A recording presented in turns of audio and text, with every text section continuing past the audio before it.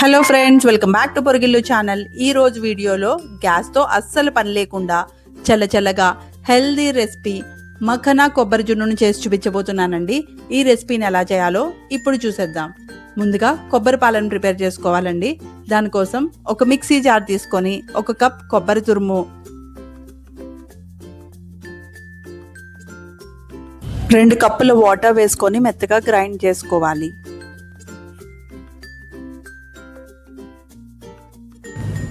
ఇలా గ్రైండ్ చేసుకున్న తర్వాత ఒక బౌల్ తీసుకొని స్ట్రెయిన్ చేసుకోవాలి.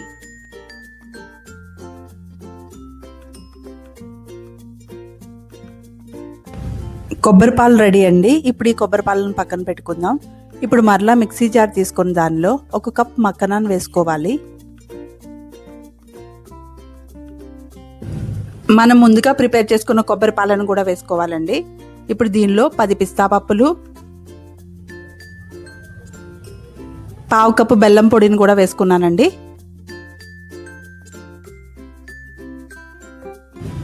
ఇప్పుడు దీన్ని మెత్తగా గ్రైండ్ చేసుకోవాలి.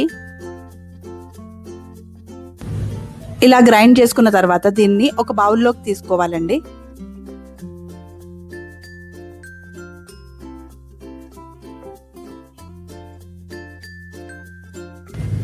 ఇలా బౌల్లోకి తీసుకున్న తర్వాత దీన్ని మూత పెట్టుకొని 2 గంటలు ఫ్రిడ్జ్లో పెట్టుకోవాలి. 2 గంటల తర్వాత మూత తీస్తే ఇలా ఉంటుందండి.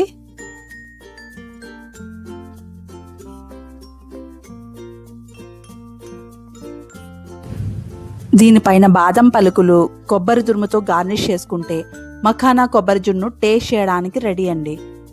మీరు కూడా ఈ చల్లటి హెల్తీ రెసిపీని ఇంట్లో ట్రై చేయండి. మీకు ఎలా వచ్చిందో నాకు కమెంట్ చేయండి. మీకు ఈ వీడియో నచ్చినట్లయితే లైక్ చేసి, షేర్ చేసి, సబ్స్క్రైబ్ చేయండి. Thank you for watching my video.